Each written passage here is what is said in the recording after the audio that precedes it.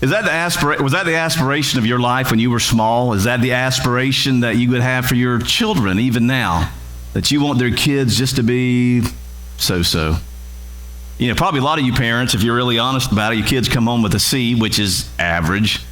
That upsets you just a little bit because we don't want to do that. Now, today we're continuing in a series of messages that we've entitled The American Dream. And what we're trying to do is be very honest about how most Americans think. And we've already talked about how most of us have the idea in our culture that, you know, I'm going to do what I want to do, when I want to do it, who I want to do it with, and it's not any of your business as long as no one's getting hurt with it. But to kind of get our thoughts on the same page this morning, and there's a question I want to ask you, and that question is this one, that little video kind of introduced you to. Do you really want to be like everybody else? Is that your aspiration? I mean, have you written down the goal? My goal is to be average. You know, my goal is to be just like everybody else. And the fact is that most people in our culture are kind of like everybody else, aren't they? Kind of do the same thing, thinks a lot of the same way. Is that you? Is it, I want my marriage to be like everybody else's. I want my children to be like everybody else's. I want my morality to be just like everybody else's. Well, this morning we're going to talk about not anybody in here, but people out there. We're going to talk about everybody else, okay? So we're going to talk about how everybody else thinks and some of the problems with that as we think about the American dream. If we're real honest, and a lot of our culture, they want their lives to look like this. They want their life to be a beer commercial. You know, and in beer commercials, the people are always nice looking. They're always with people that are nice looking. They're smiling. They're happy. The sun's always shining. They don't have worries. They don't have problems. Probably have a good job that pays real well. You know, takes vacations all over the world. Their job is more play than it is work, you know, and they're just always looking toward the evening, the nightlife, and also the weekends, do all their running around. And they just don't have the things that we have going on in our lives. We look at people in our lives, they've got issues. You know, people that are close to us, you see they've got problems, they've got things they've got to deal with, but they don't have their act together either. And so we look at these other folks that, you know, they're out of debt and no problems, no issues. You know, they're just trying not to be like their parents, but kind of, you know, they're going to be a lot cooler than their parents. But they ended up kind of doing what their parents did, and so they end up becoming like their parents anyway. So everybody wants to enjoy life and live that American dream all the time. But in the real world, and this is other people, in the real world, a lot of single women are scared to death that they're going to be single for the rest of their lives. So they go out and they troll with their bodies to try to snag them a man.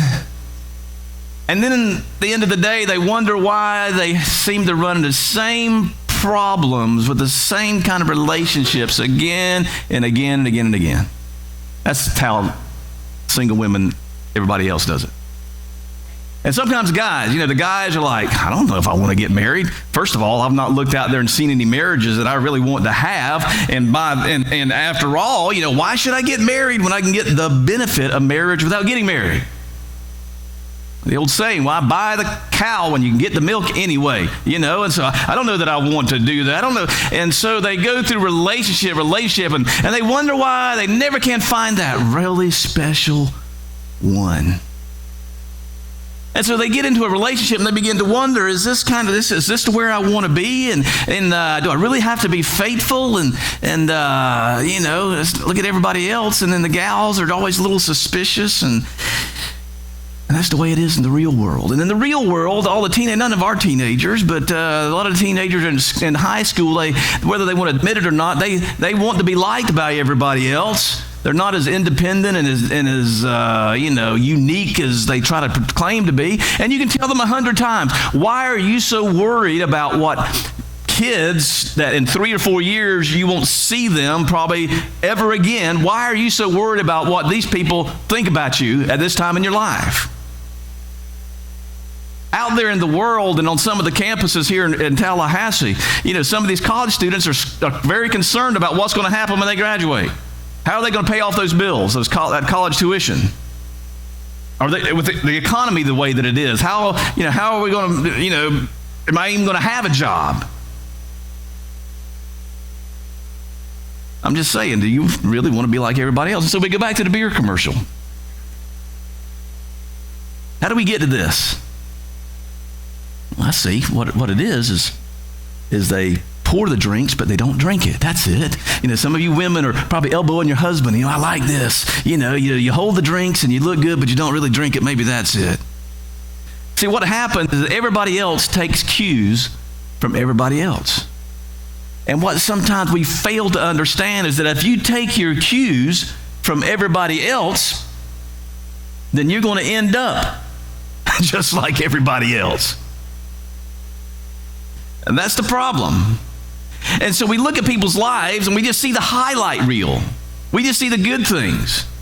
We don't see the struggles. We don't see what goes on. We see the how everything is so beautiful in their life from the outside. They drive a car that never seems to get dirty. They have always a nice job that always seems to pay well. But you don't see that they're in counseling.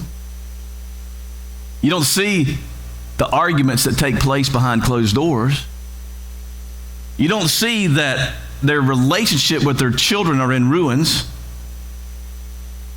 You don't know that he's getting ready to check into a rehab and will be there for a year. You haven't heard that, she drinks a little bit in public, but you ought to see what she does when she gets home just to deal with life. So we see just the highlights, and oftentimes what you see on the outside is not exactly what you see on the inside. Happy on the outside does not mean happy on the inside.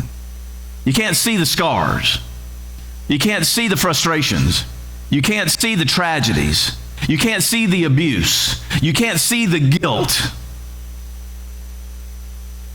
And no one may have ever told you this, but if you had known that living like what you see in the highlight reels of other people on the outside would leave you feeling like the way you feel on the inside, if you'd have known that when you adopted that lifestyle, when you embraced that lifestyle, when you embraced that image, when you abandoned some of the things that you were taught about right and wrong and how you should live, and when you have peered into the lives of other people, if you would have known then what you know now, that maintaining that image of what you've seen with everybody else created what you feel on the inside, then you probably would not have made that decision, right? You would have made a different decision. So when you move from being like everybody else, you also got the consequences of that decision.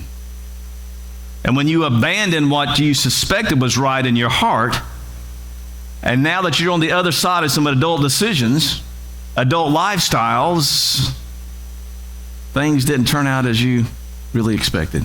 So I want to ask you, do you really want to be just like everybody else? Do you want to continue like everybody else? And if you don't, there's good news today. It's because God doesn't want you to continue to be just like everybody else, and God is going to give you a way out. When you've had those moments, and you might have had many, many moments, maybe you're in the midst of those moments when there's that still small voice that says, no, you better wait a minute, this is not a good decision. But you've gone and done it anyway, and you've done it again and again and again and again. The good news is that you still have a God that wants to come and show up and make a difference. That's what he did with his people back in the Old Testament. So we're going to go back again this morning, back into the Old Testament. And for those of you that are new to this Christian thing, is that the Bible is made up of two major divisions. You have the Old Testament, and then you have the New Testament. The Old Testament, if you look at it, takes up about 2/3 of our Bible. Jewish people still follow most of that Old Testament, but we got the New Testament. The Old Testament is called the Old Testament because it is very, very old. It's some of the most ancient documents in the world. It's also God's old way, from our Christian point of view, of dealing with his people and covenanting himself with his people, which is a testament, basically what that means. So back in the Old Testament, there's a story that we've been looking at of a period of time that we call the Judges. And the time of the Judges is between the time of a guy named Joshua, who was a leader of God's people right after Moses died, and between that and the advent of the kingdom of David, King David. We've all heard about David. And so 300-something years in that period, there was this time of the Judges. And there was no king in Israel. It says in Judges 21:25, in those days there was no king in Israel, and everyone did what was right in their eyes. And so everybody was doing their own thing. All the other nations had kings. They kind of wanted a king, but God said, no, I'm to be your king. I give you the rules. And God sent these judges that when people started getting out of line a little bit, these men would come and say, hey, they need to straighten up. But God's people, they kept messing up. They kept not listening to that voice that told them what was right and what was wrong, and it always ended in disaster. Kind of like the teenage boy that, goes a little too fast. He's down at the police station now. Picks up the phone. Dad, it's me.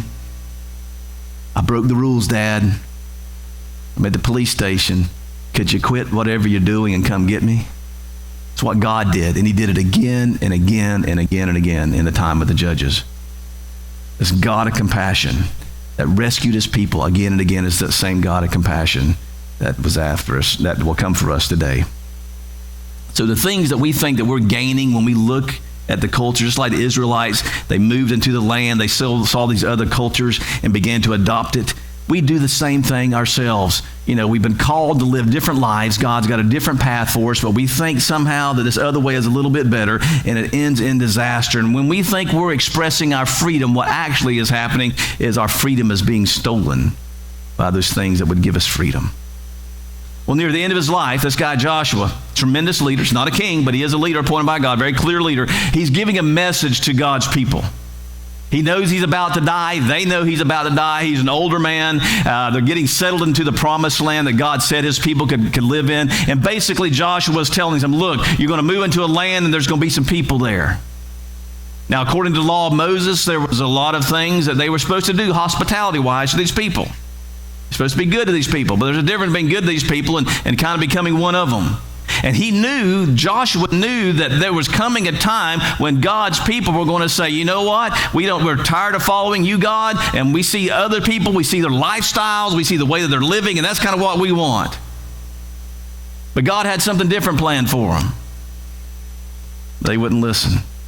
Joshua 21:12, it says this, Joshua saying, don't ally yourselves with the survivors of these nations that remain among you, the people that lived through all the wars they had. Live among them, but don't be one of them. It's the same call that we have as believers in Christ. We are to live in this world, but not to be of this world. And we're not to come here just to get ourselves away from the world. Absolutely not. God has called us to live in the culture in which we live in, to make a difference, to make a change in it. But we've got to be very careful that as we live in this world, that we don't become one of the world. And that's where a lot of people that claim the name of Christ are missing it today, is they say, I'm a Christian, I'm a believer in Jesus, but there's nothing about their lives that indicate that. They're living just like everybody else. And so Joshua's warning them. He's, I'm warning you, don't do it. But I know you're going to do it. And they say, no, we're not going to do it. He goes, yes, you are going to do it. I'm just telling you, don't embrace their lifestyle and don't embrace their values. He said, if you do, this is what will happen. He says, they will become snares. Look at the words. They will become snares and traps and whips on your back and thorns in your eyes. Snares and traps and whips. Oh my. All these things, just you've got to be careful. What looks like a pastime is going to be a pathway to your destruction. He says, quit looking around and start looking up. And that's a message to us. Let's be real just for a few minutes this morning. Let's be real honest as we think about our lives. Isn't it true that there were those moments in your life that you knew that voice was saying, do not look, do not see? Don't you wish there were some things that you could unsee? You might be driving something that you wish you had never seen. You got home one day. Your neighbor drives up with this new car.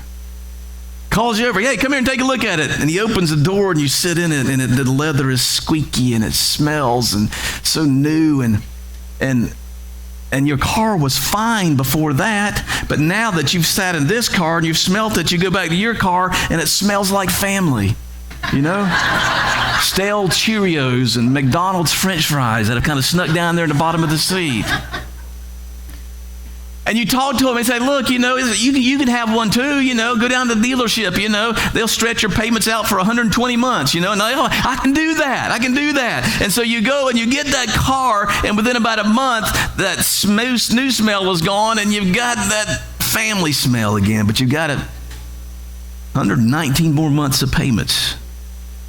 And if you just had not seen that, if you just not had seen that home, if you just not seen her or him or it. And there are probably some people that you wish that you had not only not seen, but you had not met. Wish I'd never met him. Wish I'd never met her. I wish I hadn't returned the call. I wish I hadn't accepted the friend request on Facebook. I wish I'd deleted the text. There was that little voice that kept saying, no, no, no, no, but your heart was drawing you into a direction. And then those people, those purchases, those situations that you thought was an expression of your freedom, what they became is they became a snare and they became a trap, just like it did the nation of Israel. They allowed that distraction to become an affection which determined their direction. So what the nation of Israel did, and what so many people out there do, is we allow what's going on on the inside to direct what's going on the outside. Or we allow the outside to direct what's going on the inside. The next thing we know, we're dating somebody. We should not be dating. They don't have the same values, the same morals. We find ourselves buying things that we should not buy. We find ourselves doing things that we shouldn't do. Now, next Sunday morning, you really need to be here. And if you've got a neighbor that you've been talking to about coming to church, next Sunday is the Sunday to invite them. We're going to look at a guy named Samson. A lot of people don't realize Samson was one of the judges during this period of time. And we're going to look at the life of Samson and this gal named Delilah, and it's going to get spicy next week. Now, it's a part of Scripture, so we're not going to avoid it. So if you've got somebody that you've been trying to entice them to come to church, you're going to have to tell them, say, look, you need to come to church. They might not agree with everything we're going to talk about next week, but I promise you, they'll probably, when they leave, say, hey, I don't know that I agree with everything that guy said, but hey, if he preaches on something like that again, you better invite me back. So make sure you come next week, so it's going to be a little bit of fun. If you've got children that are not involved in our Dive Children's Ministry, probably next Sunday is a Sunday that you want to get them signed up back there. If you've got a teenager, you probably need to come bring them, put them right on the front row, okay? And so we'll have a lot of fun next week. So we're going to look at the life of a guy named Samson, that he did just about everything wrong, but can see what God can do even in those situations. Now, the next verse is a big one that one of those you might be tempted to read to a little bit too quickly, but it's a very important verse, and it says this. It says, you need to be careful, because you will perish from this good land which the Lord your God has given you. One of the greatest struggles that the nation of Israel had, and the struggles that you and I will have, is sometimes we get convinced that God is trying to keep us from something good. Isn't that true? We're convinced that God there's good stuff out there, and God just doesn't want you to have it. And like, he gets some thrill out of robbing us from good things in life, instead of wanting to give us something good. God is saying, you follow my laws, and you're going to miss out on something bad. And we come back to God and look at him and say, but God said, I'm telling you, I'm not trying to keep you from something good. I'm trying to give something good to you. And if you're thinking about becoming a follower of Christ this morning, or if you are a follower of Christ, there's some questions that you really need to answer, you really need to deal with. And there's a couple things that you need to ask yourselves and be honest with yourself about. And it's this: do you think, is God for me? And is God keeping something good from me? Is God for you?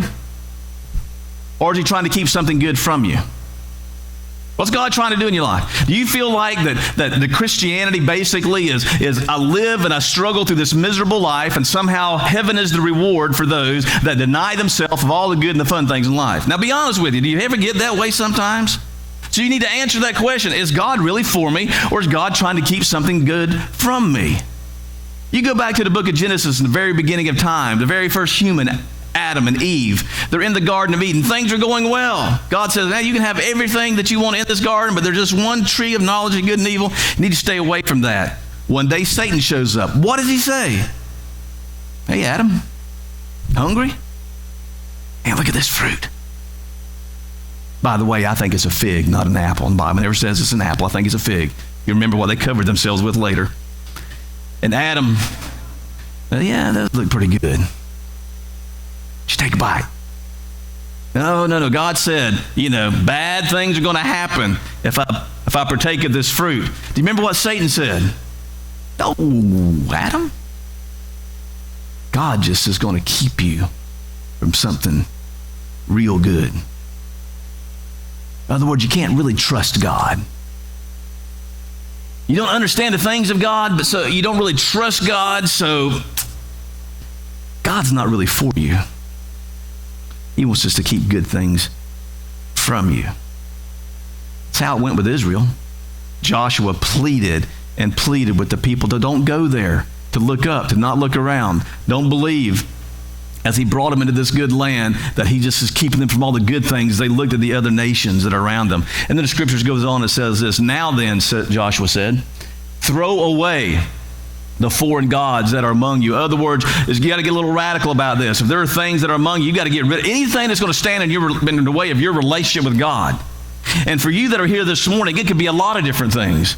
Some of you have got other things in your life, and I know you come here, and that's wonderful, and God speaks to us, but there might be things in your life that become more important to you really than God himself. It manifests itself in a lot of ways.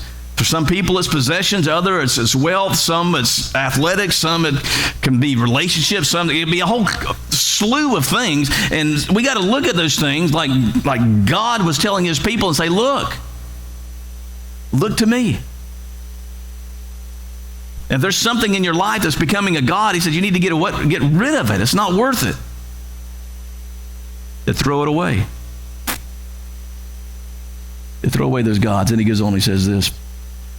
Because now then, said Joshua, throw away the foreign gods that are among you. Listen to this. And yield your hearts to the Lord, the God of Israel. Yield your hearts. Submit your hearts. You see, the kingdom of God is a kingdom of the heart. It's a kingdom of the heart. It's from the inside out. If there's a prayer that you ought to make several times a day, it's this one. God, help me to see the way that you see things. God, help me to see people like you see people. Help me to see money like you see money. God, help me to see possessions like you see possessions. God, help me to see the world like you see the world. Because God, when I see things the way that you see things, then it makes perfect sense on why you asked me to live the way that you asked me to live. Because God, if I look at things the way that the world thinks, like everybody else looks at them, if I look at people like everybody looks at them, if I look at things like everybody looks at them, if I look at sex like everybody else looks at it, if I look at money like everybody else looks at it, then what they say is going to make perfect sense. But God, I've been around long enough to know that I don't want to be like everybody else. So if you'll yield your heart to God, you will be predisposed to listen and to follow the will of God. Now, the kingdom of the world is the kingdom of covet. Everything that comes through our eyes, everything that comes through our ears, it dictates our behavior. It dictates how we think about everything in life. So you got the kingdom of God, which is the kingdom of the heart, and which is from the inside out. Yield your heart. It affects how you live. The kingdom of the world, the kingdom of everybody else, is the kingdom of covet, where everything outside affects the inside. And these are two extremely different approaches to life. And there is no doubt in my mind that everyone in this room this morning is smart enough to know instinctively that the kingdom of the heart is better. And if you're real honest with yourself, you will admit that it's true that your greatest regret, my greatest regrets in life, have been when we have avoided living by the kingdom of the heart, listening to what we know, what was right and what was wrong. And so here's the question. Here's the question that you really, really, really need to deal with this morning.